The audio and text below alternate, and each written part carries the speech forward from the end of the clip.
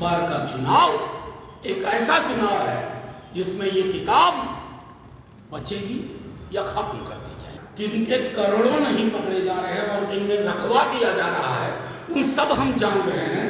अभी नहीं बोलेंगे, बहुत बात है बोलने को। राष्ट्रीय जनता दल और महागठबंधन उपकार की भाषा नहीं बोलता, क्योंकि हमारी भाषा और भाव इस किताब से निकले। इस संविधान में प्रावधान ऐसे बना है कि देश समावेशी विकास की ओर अग्रसर हो सके। ये संविधान किनको खटक रहा है?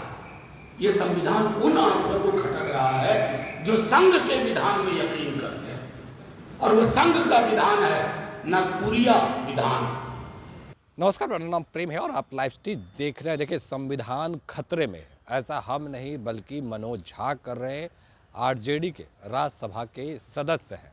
देखिए, एक और जहां प्रधानमंत्री नरेंद्र मोदी 400 की बात कर रहे हैं, वहीं अब मनोज झा दूसरे चरण के वोटिंग से पहले बड़ा बयान दे रहे हैं। देखिए किस तरीके से बीजेपी और एनडीए पर बरस है। उतना ही नहीं, कल तेजस्वी यादव ने कहा था कि जेपी नड्डा बैग भर भर के ला रहे हैं और लोगों के बीच बांट रहे हैं। पर पूर्णिया में बीमा भारती के करीबी के पास से 10 लाख रुपए बरामद हुए। इस पर भी मनोज झा का चौंकाने वाला बयान है। क्या कुछ करें, पहले हम आपको वो सुनवाते हैं। निष्पक्ष हो, शांतिपूर्ण हो और लोग अपनी सहभागिता सुनिश्चित कर पाएं।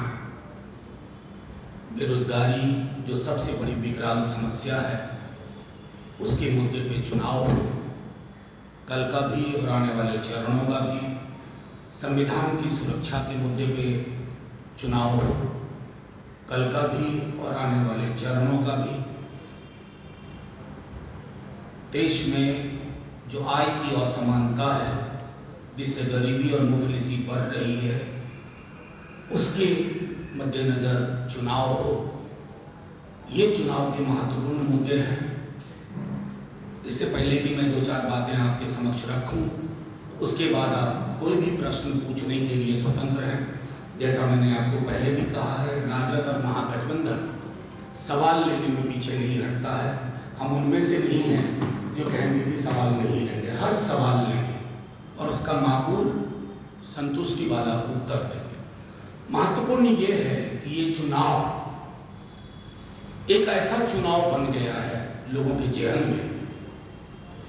जब लोग वोट देने जाएंगे तो उन्हें ये तय करना होगा कि इसके बाद वो वोट दे पाएंगे या नहीं। इस चुनाव के बाद भी कोई चुनाव होगा या नहीं, इस बात का फैसला है। आप सब ने देखा है कि सूरत में जो हुआ, सूरत में सारे कैंडिडेट्स भय और प्रलोभन के बाद खाली करवा दिए गए। बिना सूरत की जनता की भागीदारी के, उनकी इच्छा के एक सांसद मिल गया, सर्टिफिकेट मिल गया।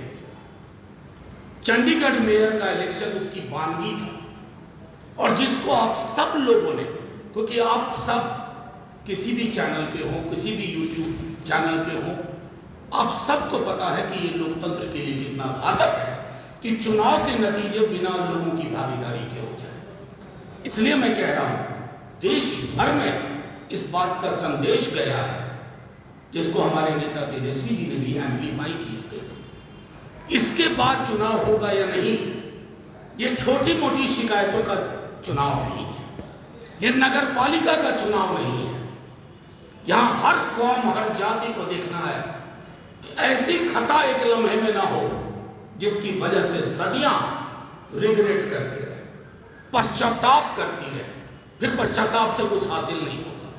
इसलिए नेता प्रतिपक्ष तेजस्वी जी, लालू जी और महागठबंधन के सभी लोग कह रहे हैं, इसकी रक्षा का चुनाव। यह है भारत का संविधान। आप बाबा साहब डॉक्टर भीमराव अंबेडकर जी की तस्वीर देख रहे हैं। एक महज व्यक्ति नहीं थे। इस संविधान ने हमें एक इंक्लूसिव आइन दिया। इस संविधान ने हमें अधिकार दिए। इस संविधान में प्रावधान ऐसे बना है कि देश समावेशी विकास की ओर अग्रसर हो सके। ये संविधान किनको खटक रहा है? ये संविधान उन आंकड़ों को खटक रहा है जो संघ के विधान में यकीन करते हैं, और वो संघ का विधान है नागपुरिया विधान। जिनका हेडक्वार्टर नागपुर में, कितनी बातें करूं, कई दफा आपके माध्यम से कहा है, गोलमोल कर उनकी लिखी किताब, उनका संविधान के प्रति विरोध, और प्रधानमंत्री जी सफाई देते फिर रहे हैं कि संविधान हम नहीं बदलेंगे। उपकार कर रहे हैं क्या आप? उपकार नहीं कर रहे हैं। अगर इसके दायरे को कुंद करने की कोशिश की, भले आप सत्ता पर कब्जा करने की कोशिश कर लें, आप खारिज कर दिए जाएंगे। जनता के मन से आप यूं भी उतर रहे हैं। देश के प्रधानमंत्री हैं, आपसे क्या अपेक्षा है भाई? क्या आप बताएंगे कि मेरा मॉडल है जैसे युवाओं को रोजगार मिले? आपने कभी प्रधानमंत्री जी की जुबान से रोजगार की बात सुनी? मेरा मॉडल है, ये कहते आप कि देश की महिलाओं को, जैसे हम कह रहे हैं, तेजस्वी जी ने कहा कि रक्षाबंधन के दिन से 1 लाख रुपए सालाना, ये हम उपकार नहीं कर रहे हैं। राष्ट्रीय जनता दल और महागठबंधन उपकार की भाषा नहीं बोलता, क्योंकि हमारी भाषा और भाव इस किताब से निकले हैं। इस किताब से निकली भाषा और भाव के लिए प्रधानमंत्री के अंदर कोई जगह नहीं। असमान आय, गरीबी की बात करें तो कहे ये लोग देशद्रोही हैं, देश को तोड़ना चाहते हैं। कमाल के हैं आप प्रधानमंत्री जी। न्याय की बात करना देशद्रोह है तो हम आए। अगर आर्थिक असमानता का दूर करना देशद्रोह है तो तेजस्वी जी देशद्रोही। बेरोजगार युवकों को नौकरी की गारंटी देना अगर देशद्रोह है इस संविधान से निकाल करके, तो हां देशद्रोही है। परिवर्तन पत्र हम लेके आए, हमने बड़ी आसमानी बातें नहीं की। हमें पता है मंदिर, मस्जिद, गिरजा, गुरुद्वारा मेरी व्यक्तिगत आस्था की चीज है, लेकिन चुनाव थाली पे होगा। तो तेजस्वी जी ने कहा कि जैसे 17 साल बनाम 17 महीने बिहार के अंदर हो गया है, उसी तरह इन 17 महीने के मॉडल के आधार पर हम पूरे देश में 1 करोड़ नौकरी की व्यवस्था करेंगे, जिसकी शुरुआत लाल किले पे भाषण के बाद हो जाएगी। आप बिहार आते हैं, देश में कहीं जाते हैं, आप इन मुद्दों पर क्यों नहीं बोलते कि इनके करोड़ों नहीं पकड़े जा रहे हैं और इनमें रखवा दिया जा रहा है? उन सब हम जान रहे हैं। अभी नहीं बोलेंगे, बहुत बात है बोलने को, क्योंकि देखिए हमारा मंच तो बनता है 20-25 हजार में। चौकी पर चद्दर बिछा करके तेजस्वी जी भाषण देते हैं। कभी अमित शाह जी के, नड्डा जी के, प्रधानमंत्री मोदी जी के सिर्फ मंच की कीमत पूछ लीजिए ना, हमारी आपकी पूरी जिंदगी की कमाई से 2 गुना है। तो ये फर्क है।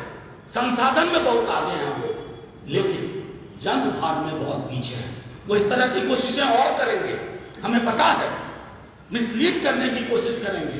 एक विधानसभा क्षेत्र, लोकसभा क्षेत्र में एक कैंडिडेट के पीछे आरएसएस खड़ा है, इस तरह की भी कोशिशें हो रही है। लेकिन हर समाज को पता है इस बार का चुनाव एक ऐसा चुनाव है जिसमें ये किताब बचेगी या खत्म कर दी जाएगी। मैं एक मिनट देखिए, वो टक्कर दिल्ली पटना में लोगों को लग रहा है। मैं खुद वहां से आया हूं, हमारे सारे साथी हम लोग वहां थे। एक मिजाज बन चुका है। ये चुनाव, मैं बार बार कह रहा हूं, नगर पालिका का चुनाव नहीं है, ये चुनाव है 2 धाराओं का। इंडिया जो इस किताब को सीने से लगाए खड़ी है, एनडीए जो इस किताब पर कुत्सित नजर बनाए हुए बैठी हुई है। जब 2 धारा का चुनाव होता है ना, तो कई निर्दलीय लड़ते हैं हर जगह। ये बाइपोलर है कंटेस्ट।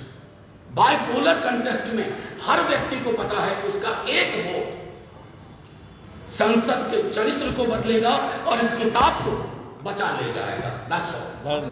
ये हमारा और कांग्रेस के न्याय पत्र, डीएमके के मैनिफेस्टो में, एक बार विजय चौधरी जी, हो सकता है पढ़ने लिखने की आदत छूट गई हो, थोड़ा पढ़ ले। नंबर 1। नंबर 2, ये मैनिफेस्टो तो हमारा विधानसभा का इतना कमाल का था ना, सरकार हमारी नहीं बना दी, आपने जुगाड़ कर लिया 8-10 सीट का। और जब आपकी पार्टी को तोड़ा जा रहा था तो 17 महीने के लिए आया, उसी मैनिफेस्टो को लागू करवाया, उसी मुख्यमंत्री के हाथ से दस्तखत हुए जो मुख्यमंत्री तेजस्वी जी को कहते थे कहाँ से नौकरी लाएगा, कहाँ से पैसा लाएगा। नीयत का सवाल है, नीयत से नीति बनती है, नीयत नहीं है तो नीतियाँ खराब होंगी। तो अभी आप तमाम मुद्दे को लेकर मनोज झा को सुन रहे थे, किस तरीके से एनडीए पर बरस रहे थे, बीजेपी पर बरस रहे थे, और देखिए साफ शब्दों में कह रहे थे कि बीजेपी के लोग चाहते हैं संविधान में छेड़छाड़ करना, संविधान को बदलना, क्योंकि संविधान है तो हम हैं, संविधान है तो देश है। देखिए ये बयान है वो मनोज झा के, पर उतना ही नहीं, जो 17 महीने में नौकरी दिए गए उसको लेकर भी कह रहे हैं कि देखिए तेजस्वी यादव जब मुख्यमंत्री नीतीश कुमार के साथ बिहार में 17 महीनों के लिए काम कर रहे थे तो हमने अपना जो मैनिफेस्टो था उसको मनवाने का कोशिश किया और उस पर हमने काम किया। फिलहाल के लिए इतना ही, बने रहे लाइव। धन्यवाद।